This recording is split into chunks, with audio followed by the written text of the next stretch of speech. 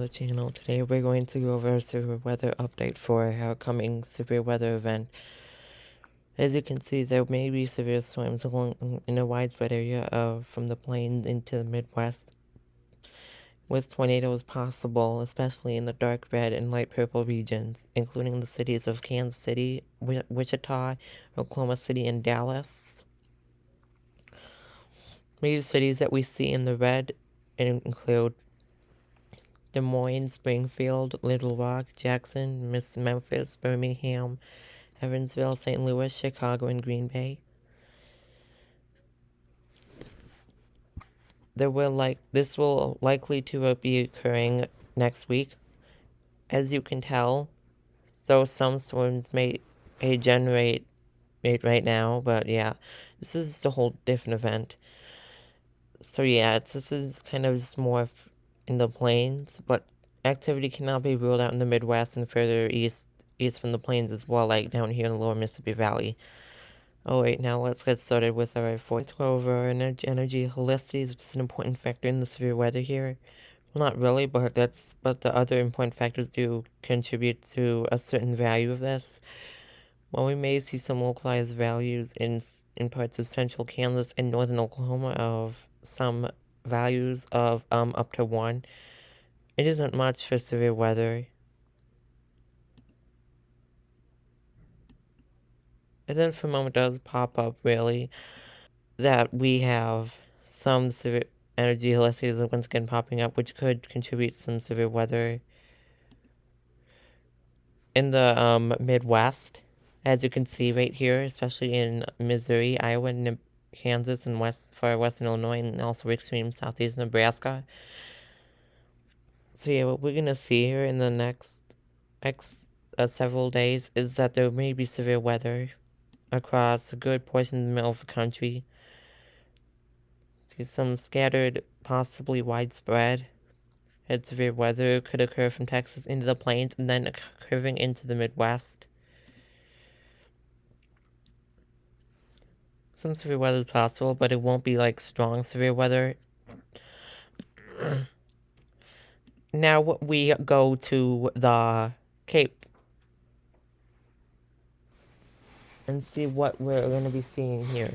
Okay, so this is for current event. We're not worrying about that because we've already kind of covered that, and there won't be another day of this after today. Although it's important you protect yourself if you live in the south and southeast over here. It's really important because there are tornadoes that have occurred from these storms. Some Cape locally, 1,000 joules per kilogram possible in mainly Kansas, but also stretching in the surrounding areas of neighboring states such as northern Oklahoma and southern Nebraska. That was for Sunday evening. And now we see some more Cape, obviously, as there could be another severe weather day in the Midwest.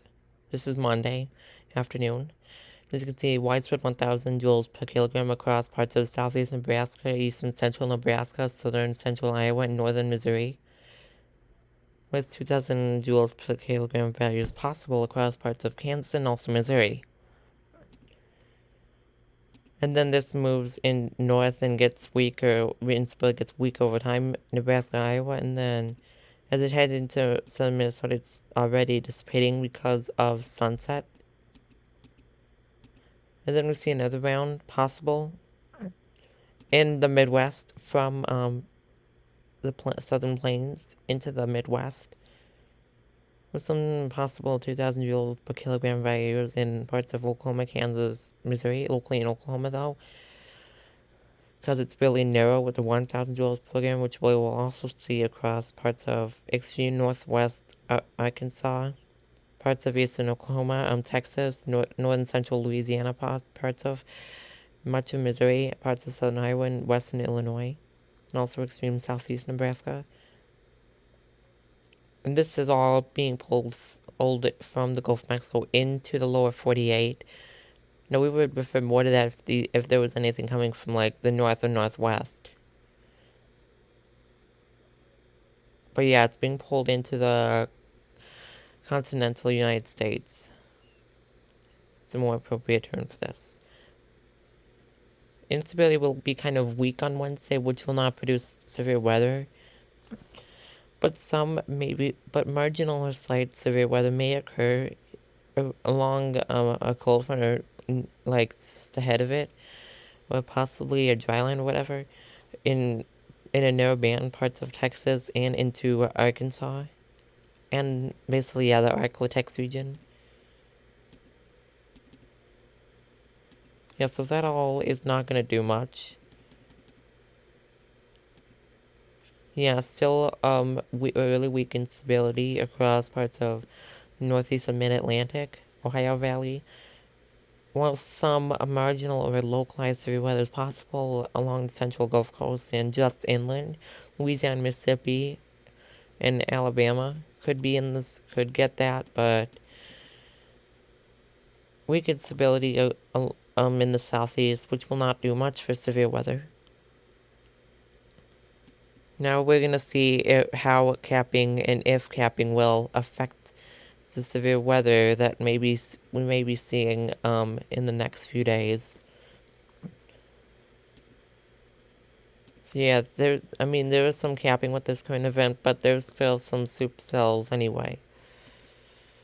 Yeah, that's not gonna...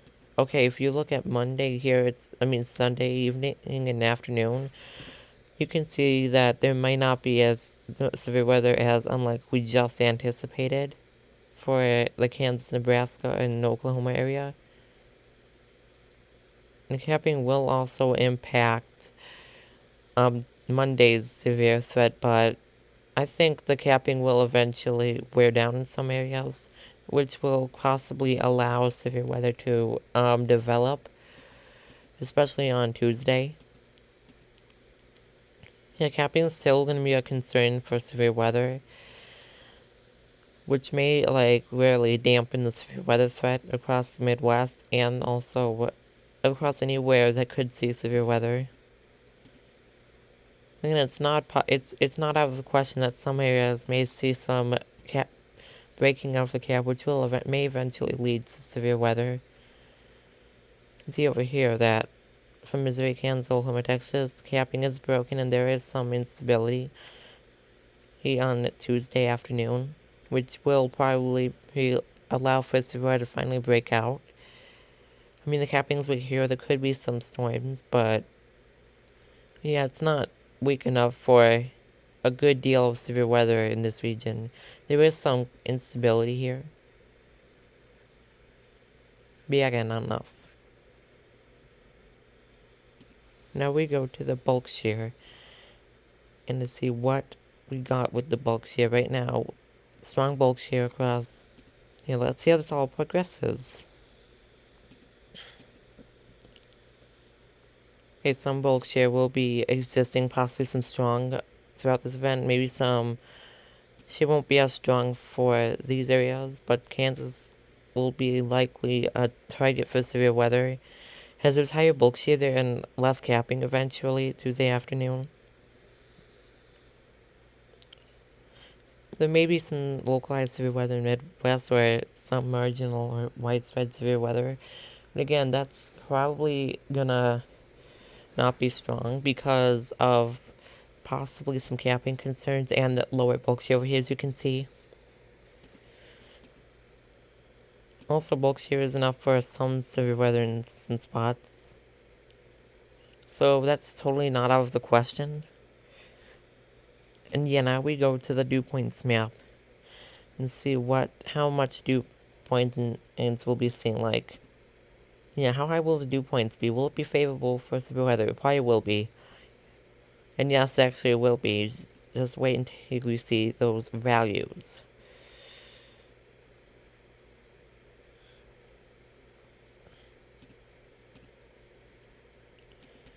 Yeah, along the area that it will see the most instability, yes, capping also. Dew points in the 60s are likely in Iowa and surrounding areas. Dew points in the 60s will be widespread from the Gulf Coast, even all the way inland to the upper Midwest. possibly the southwest Great Lakes. We have very widespread 50s and dew points. And again, 60s also widespread. Although dew points will be in the 60s for Wednesday, again, instability is not high enough. So thus we won't see severe weather up here. But dew points in the upper 60s, possibly in the 70s in the south, could deal some severe weather. And let's see how much precipitated water may come out. Well, like, how much precipitated water there is, basically.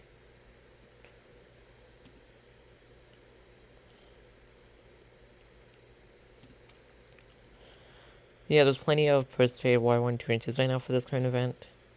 Yeah, there's not an inch over here, so that's also not going to produce that much.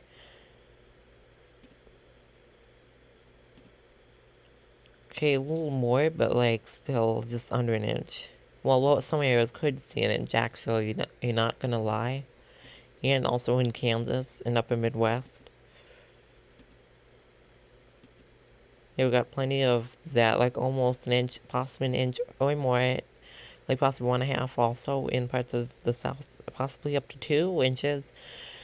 But yeah, widespread half, three-quarters of an inch to an inch over here in the Midwest, and also down the southern plains, where there will be favorable for conditions for severe weather and supercells and all that.